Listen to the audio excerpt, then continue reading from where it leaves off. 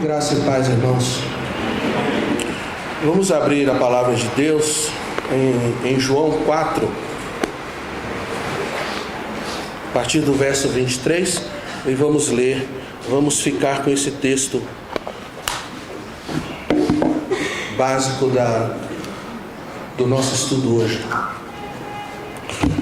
O Evangelho de João, capítulo 4, versos 23 e 24, diz assim: Mas vem a hora e já chegou, em que os verdadeiros adoradores adorarão o Pai em espírito e em verdade, porque são estes que o Pai procura para seus adoradores.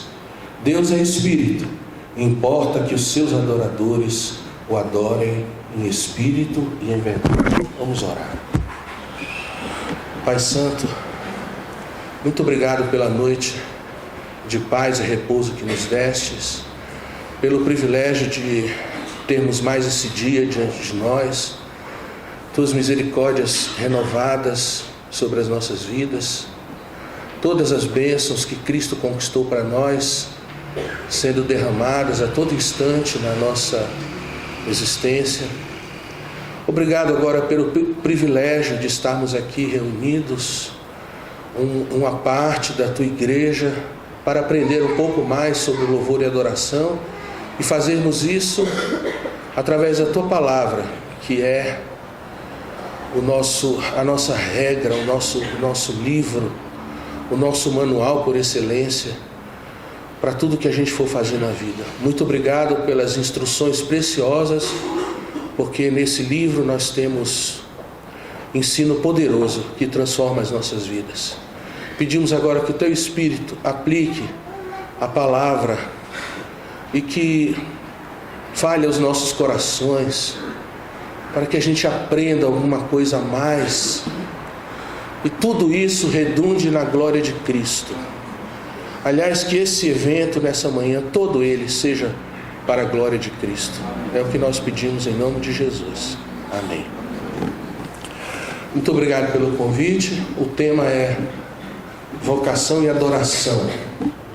E eu vou começar falando sobre adoração, vou inverter, e depois falarei sobre vocação. Vocês devem estar percebendo a minha voz, e eu queria começar perguntando: o que vocês acham que é a pior coisa que pode acontecer para um músico?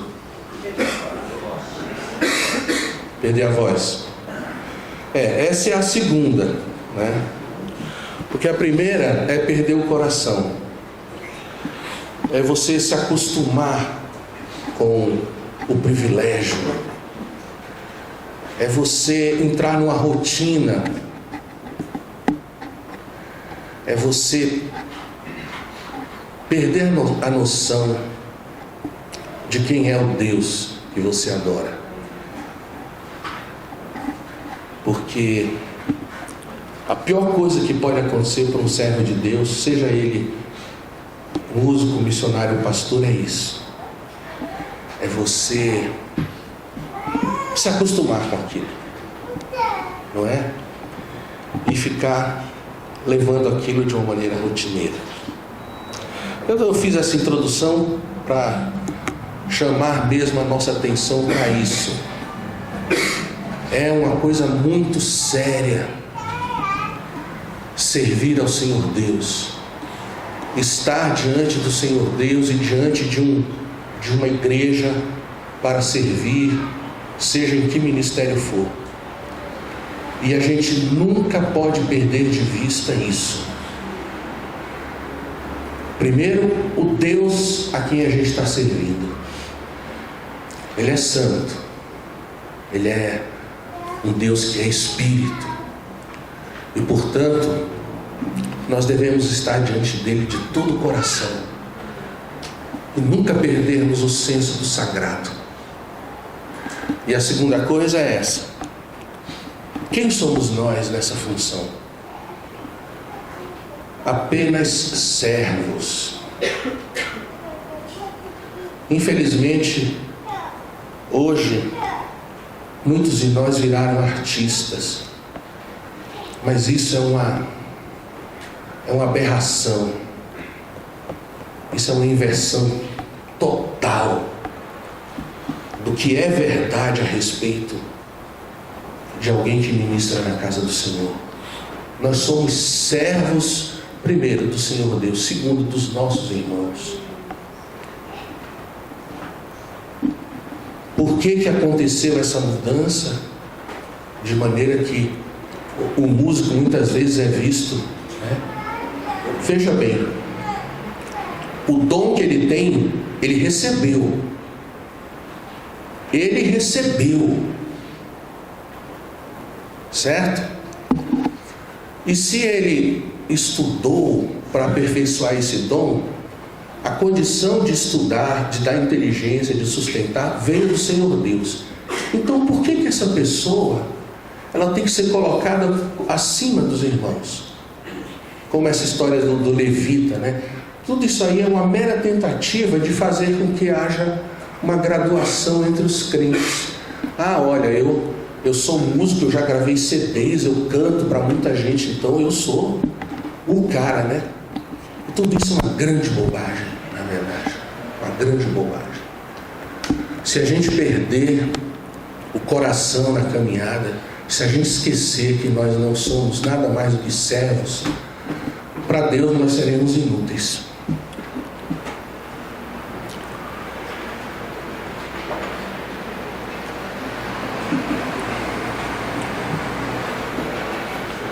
Muito bem. Mas voltando ao nosso texto, essa conversa de Jesus com a mulher samaritana, ela traz, nesse diálogo, Jesus ensinou coisas tremendas que não ensinou para os seus discípulos, nem quando estava pregando às multidões, nem numa sinagoga. Eu acho tão interessante que Jesus ensinou coisas tremendas nesse diálogo, e foi apenas o diálogo com uma mulher, quase que alguma coisa casual, quase que uma casualidade. Mas as coisas de Deus são assim, não é? Veja que o anúncio do nascimento de Cristo foi feito a quem? A gentios, a homens, aos sábios lá, aos magos, gentios e a pastores nas campinas. O anúncio do nascimento de Cristo. Então a gente sempre encontra isso na Bíblia, coisas de grande importância acontecendo em situações quase que insignificantes. Agora, Jesus, nesse diálogo com essa mulher, ensinou coisas tremendas. E nós vamos ver aqui a importância da adoração, não é? Veja que Jesus resume toda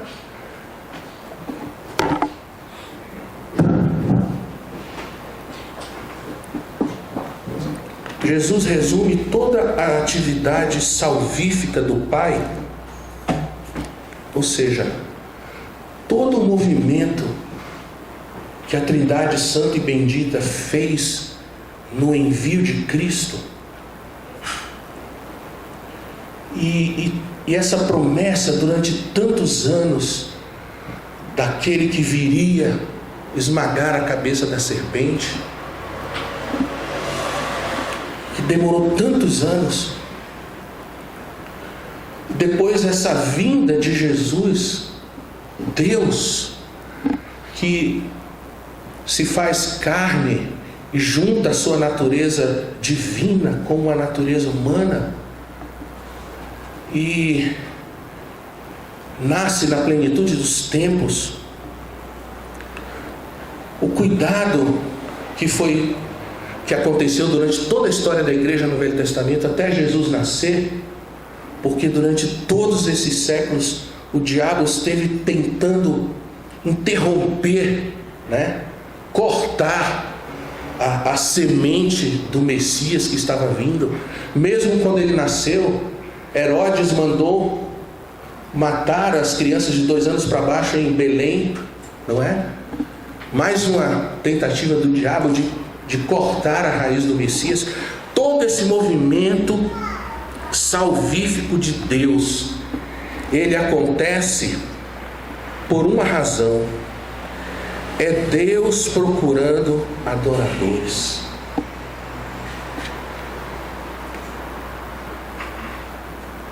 Por que Cristo veio?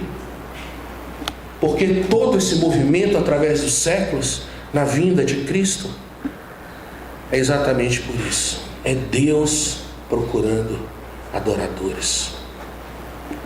Qual é o interesse de Deus na pregação do Evangelho? Por que Cristo falou: ide por todo mundo e pregai o Evangelho e ensinai? Por que a igreja de Jerusalém foi dispersa para vários lugares? Por que todo esse movimento missionário? Tudo isso deságua numa coisa só: Deus procurando adoradores. O que Deus intenta fazer por meio de seu Filho? Qual é o fim último da encarnação, da vida de Cristo sem pecado, da sua perfeita obediência da lei, da sua entrega por si mesmo, da sua entrega na cruz do Calvário? Qual é o fim último da encarnação, da expiação, de toda a redenção? É o Pai procurando adoradores. Você não vê na Bíblia nenhuma passagem como essa de Deus procurando alguma coisa. No entanto, Ele revela aqui. Jesus, nesse diálogo simples com essa mulher, revela essas coisas tremendas, que Deus procura adoradores. Então agora me ajudem. Eu tenho os textos aqui, mas para eu poupar um pouco minha voz, me ajudem. Em Apocalipse 14, versos 6 e 7, por favor, alguém leia, para a gente entender o seguinte: que o Evangelho todo, ele trata de adoração. Apocalipse 14, 6 e 7. Leia em voz alta. Então veio outro anjo voava pelo céu e tinha à mão o Evangelho eterno para proclamar os que habitam na terra, a toda nação, tribo, língua e povo. Ele disse em alta voz: temam a Deus e glorifiquem-no, pois chegou a hora do seu juízo. Adorem aquele que fez os céus, a terra, o mar e as fontes das águas. Temam a Deus e glorifiquem. Adorem aquele que fez todas as coisas. Esse é o conteúdo desse Evangelho eterno que o anjo tinha para proclamar. Então, todo o Evangelho, ele trata, no fim das contas, de adorar a Deus. A vida cristã é um ato de adoração a Deus. Romanos 12, 1 e 2. Por que a gente foi salvo? Para que a gente foi salvo? O que a gente tem que fazer depois que a gente é salvo? Leia.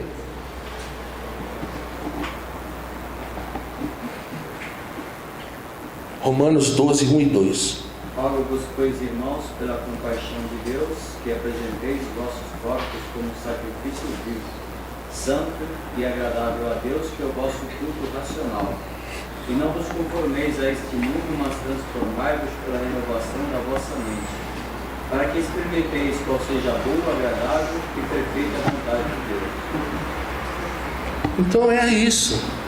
A vida cristã nada mais é do que um entregar a Deus o nosso ser. Aqui no caso ele está frisando o corpo, não é? Para a sua adoração.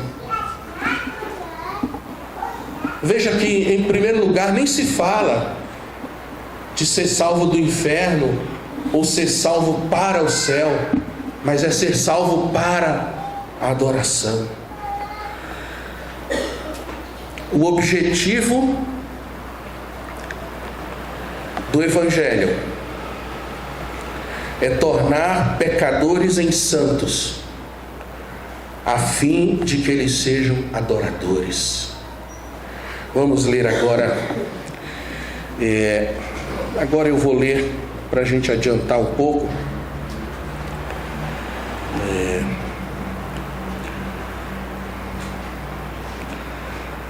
1 de Pedro 2, 4 e 5, dentro do tópico assim: o Evangelho, o objetivo dele é transformar pecadores em santos, para que esses santos adorem a Deus. Então 1 de Pedro 2, 4 e 5 diz assim: chegando-vos para ele a pedra que vive, rejeitada sim pelos homens, mas para com Deus eleita e preciosa. Também vós mesmos, como pedras que vivem, sois edificados casa espiritual. Para quê? Para ser de sacerdócio santo, a fim de oferecer de sacrifícios espirituais agradáveis a Deus por intermédio de Jesus Cristo. Carta de Paulo aos Efésios, capítulo 2, de 18 a 22. Assim já não sois estrangeiros e peregrinos, mas concidadãos dos santos, e sois da família de Deus, edificados sobre o fundamento dos apóstolos e profetas, sendo ele mesmo Cristo Jesus a pedra angular, no qual todo edifício bem ajustado cresce para santuário dedicado ao Senhor, no qual também vós juntamente estáis sendo edificados para a habitação de Deus no Espírito. E 1 de Pedro 2,9 diz assim: vós porém sois raça eleita, sacerdócio real, nação santa, povo de propriedade exclusiva de Deus. Para quê, hein? Por que é dito isso sobre a igreja? Por que nós somos um povo separado? Embora esse conceito hoje da antítese, não é? De que o povo de Deus, ele é um povo separado. Infelizmente esse conceito hoje já não existe mais. É uma pena, mas a palavra de Deus diz que nós somos isso, nós somos feitos isso, realmente um povo separado.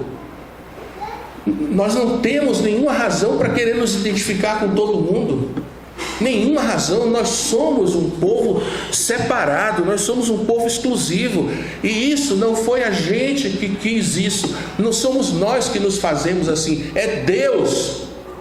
Para quê, hein? A fim de proclamardes as virtudes daquele que vos chamou das trevas para a sua maravilhosa luz. Adoração. Esse é o objetivo do Evangelho: transformar pecadores em santos para que Deus seja adorado. Veja, qual é o alvo principal da igreja? E aqui, não é? Muitas respostas poderiam ser dadas, e as mais diferentes. Mas eu digo para vocês, baseados na palavra de Deus, que a missão principal da igreja, a razão da existência da igreja, o porquê da igreja, é a adoração ao nome do Senhor Deus. E eu lhe digo mais, meu irmão: para que existe uma igreja local? Seria para abrandar os pecados, né, pela presença da igreja, diminuir os pecados em volta dela? Poderia ser. Será que é para que essa igreja se torne um centro de benfeitoria no bairro? Até pode ser. Será que a igreja existe para que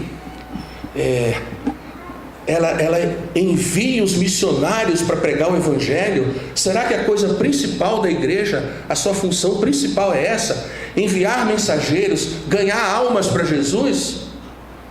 Pode até ser. Mas a primeira coisa é a adoração. A adoração é nossa prioridade máxima. É para Deus que a igreja existe, e não para o homem. Aí aqui a gente chega num ponto crucial, não é? Quando você pensa assim, então a adoração é para Deus? Então não é para o homem? Não é para o homem. Deus é o mais importante na adoração. É para isso que você foi salvo, é para isso que a igreja existe. Foi por isso que Cristo veio, foi por isso que Cristo tanto sofreu. Foram esses movimentos que o Senhor Deus, antes dos tempos eternos, decidiu. E aí, todo o nosso conceito sobre louvor e adoração na igreja deve mudar. Porque a gente vê que a adoração não é para agradar os homens, não é para agradar a clientela, não é para agradar os visitantes.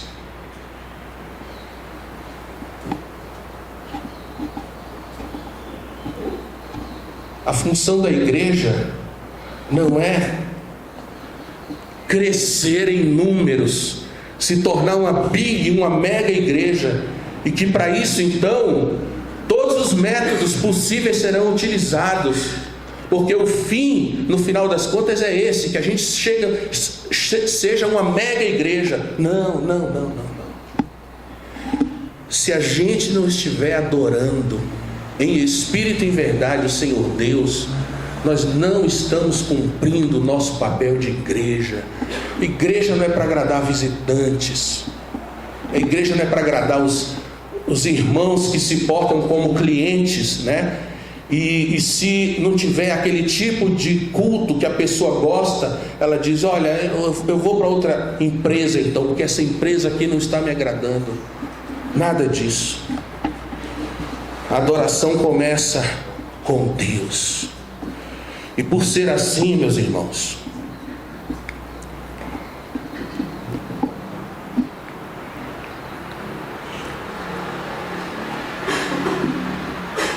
vamos voltar ao texto de João 4. E por ser assim, a gente entende que a adoração começa com Deus. E por isso, o conhecimento, ele conta e muito. Ele conta e muito. Então, a verdade conta. Conhecimento e verdade são muito importantes em relação à adoração a Deus. E por quê? Porque Deus é Espírito. Então veja, Jesus disse para a samaritana, vós adorais o que não conheceis. Vós adorais o que não conheceis. É por isso que a gente tem que se aprofundar no conhecimento de Deus.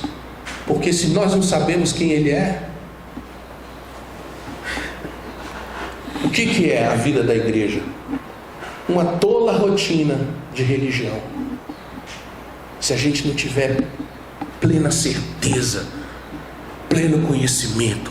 Porque os samaritanos achavam que adoravam a Deus, mas Jesus falou, não,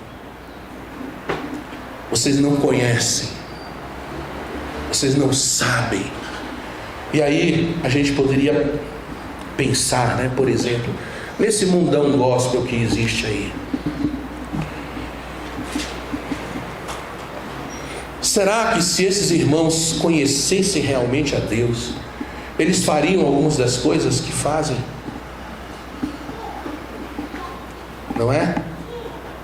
Você está vendo? Os samaritanos estavam crentes que estavam adorando a Deus. Jesus falou, vós adorais o que não conheceis. Nós adoramos o que conhecemos, porque a salvação vem dos judeus. Então, o conhecimento, a verdade, é importante sim.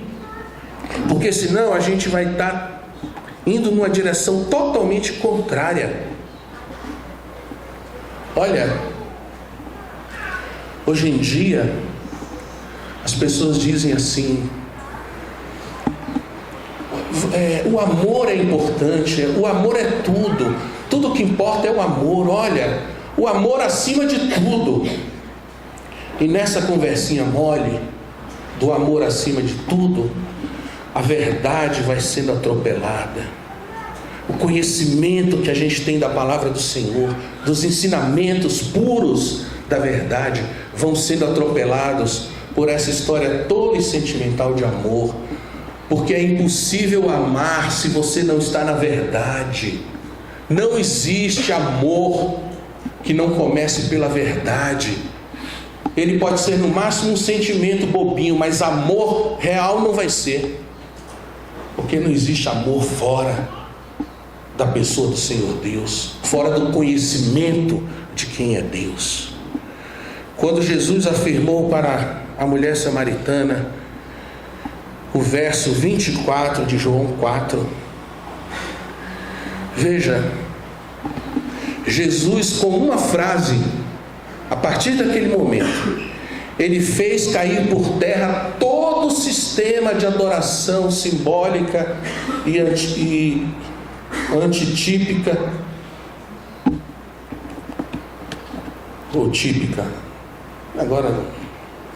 Mas todo esse sistema de adoração, de símbolos, de sacrifícios, de guardas de dias, de maneira de fazer o sacrifício, o templo, os sacerdotes, tudo isso caiu por terra quando Jesus disse à mulher samaritana: mas vem a hora, e já chegou, em que os verdadeiros adoradores adorarão o Pai em espírito e em verdade.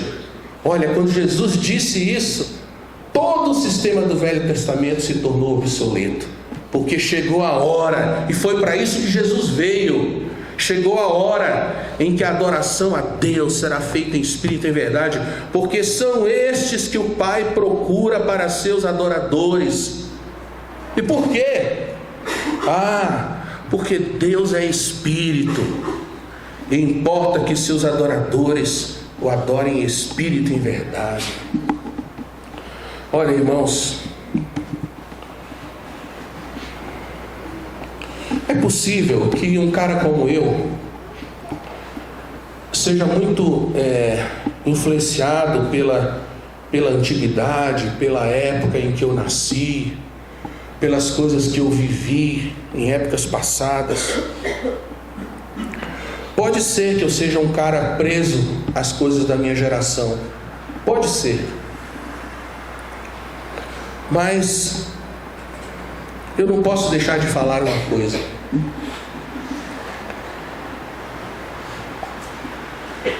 Na maioria dos nossos cultos hoje, você entra numa casa de adoração, num lugar onde a igreja está reunida, e você tem a impressão que as pessoas que estão ali não creem que Deus está presente. Não creem. Não é possível. Porque se Deus está presente, se Ele é a pessoa mais importante, se todo o movimento da redenção foi para tornar pecadores em santos que adorem a Deus, e a gente entra nas nossas casas de oração e vê o quê? Irreverência, senta, levanta, uma sede absurda que acontece somente na hora do culto, as conversas. Deus está aqui, Deus está aqui, né? Onde estiverem 2 ou 3 reunidos em meu nome, Deus está aqui, mas as pessoas estão conversando durante a adoração a Ele. E aí, se chega uma pessoa atrasada, todo mundo olha para essa pessoa.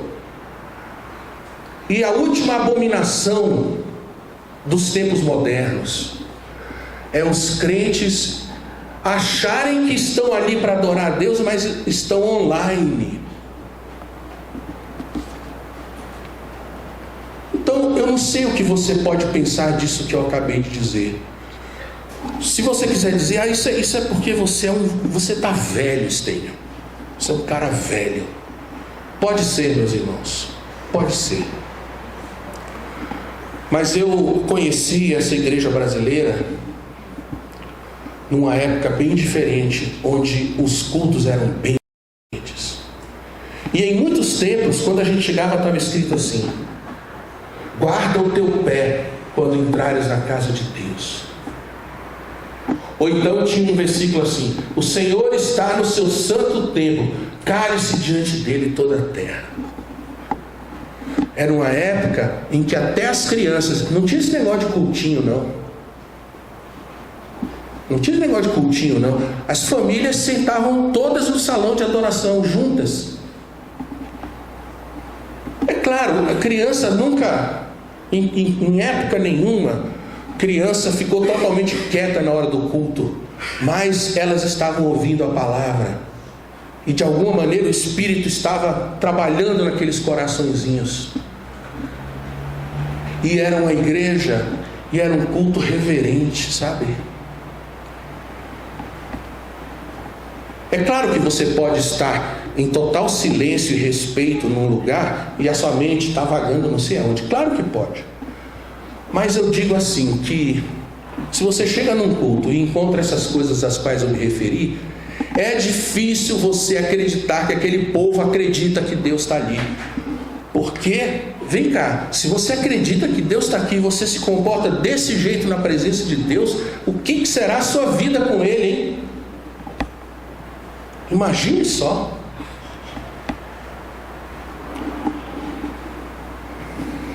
Bem, eu não vou falar nem de vestimentas, eu não vou falar mais nada sobre isso.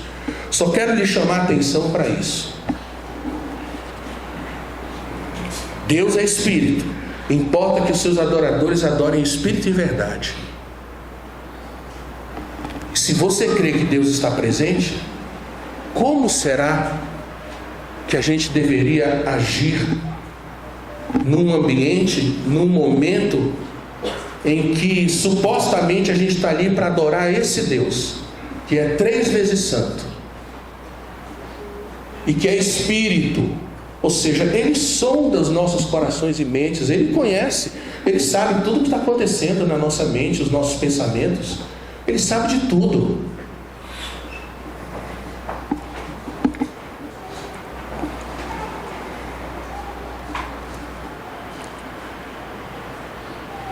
Adoração em espírito.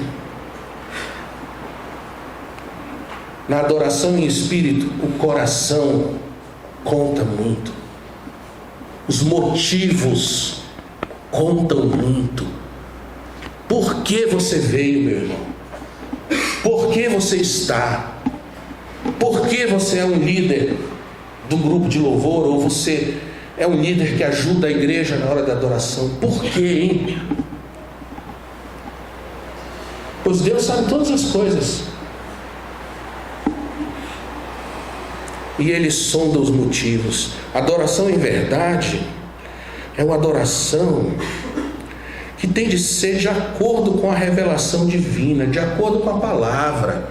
Nós não podemos adorar a Deus de qualquer jeito. Não existe essa liberdade em que simplesmente a gente pode dizer: olha, eu estou adorando a Deus, então não importa o que eu faça ou como eu faça, eu estou adorando a Deus. Não, meu irmão, você não está. Você não está, porque Jesus disse que a adoração a Deus é em verdade, ou seja, é de acordo com a verdade, é de acordo com a palavra, é de acordo com o jeito que Deus disse que gosta de ser adorado, ou seja, é de acordo com os preceitos do Senhor Deus para adoração. A gente não pode ficar inventando. Não há muitas coisas que a Bíblia ensine sobre adoração do que essas 6 coisas: oração, leitura da palavra, pregação da palavra, adoração com música, sacramentos e oferta. Sacramentos, eu preciso corrigir. Como é que vocês falam? O memorial, né? Que é a ceia e batismo. Essas 6 coisas. Oração, o que a gente faz? O que a Bíblia, de capa a capa, ela ensina sobre o que Deus gosta que tenha um culto de adoração a Ele? Oração, que hoje em dia tem muito pouca. Leitura da palavra, que hoje em dia não tem quase nada nos nossos cultos. A pregação da palavra. A adoração com canções bíblicas, né? Que não é qualquer canção. O memorial e as ofertas. E por que essa geração anda inventando tanto, hein? Não existe base bíblica para a gente inventar formas de adoração. São essas coisas. Aí se você me disser assim, mas não é muito pequeno, não é muito resumido. Mas então, depende do seu coração. Depende do seu coração. Porque o crente, ele gosta muito dessas coisas.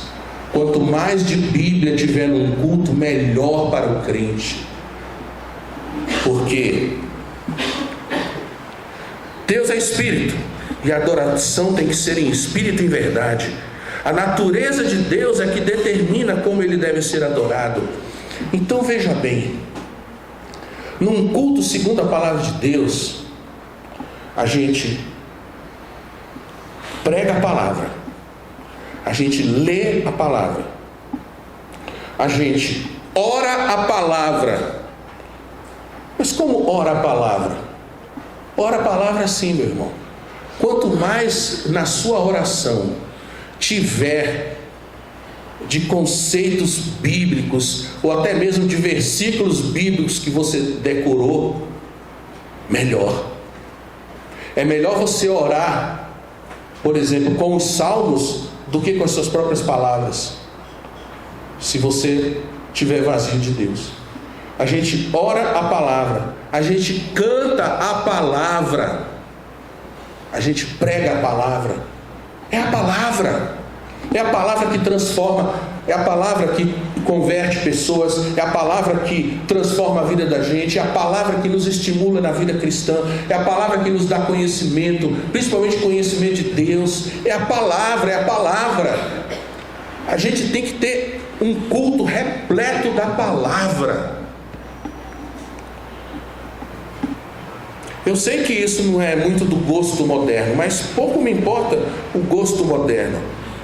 A gente tem que adorar o Senhor Deus em espírito e em verdade, porque foi isso que Ele ensinou. A adoração tem que ser conduzida por uma atitude correta, ou seja, em espírito.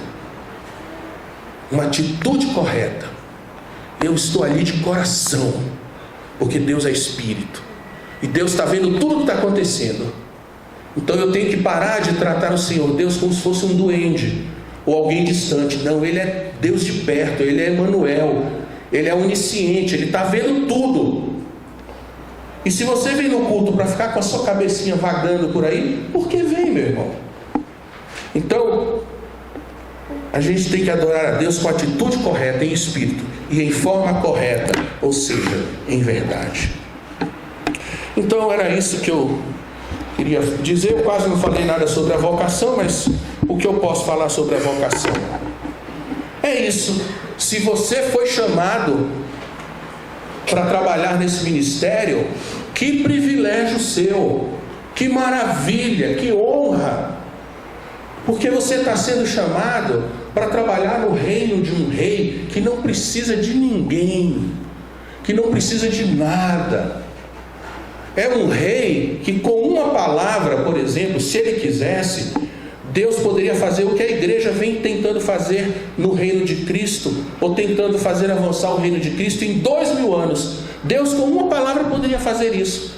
Mas o que ele faz? Ele nos estende esse privilégio e diz assim: você quer ajudar no crescimento do reino do meu filho? Que maravilha! Que privilégio! Que honra!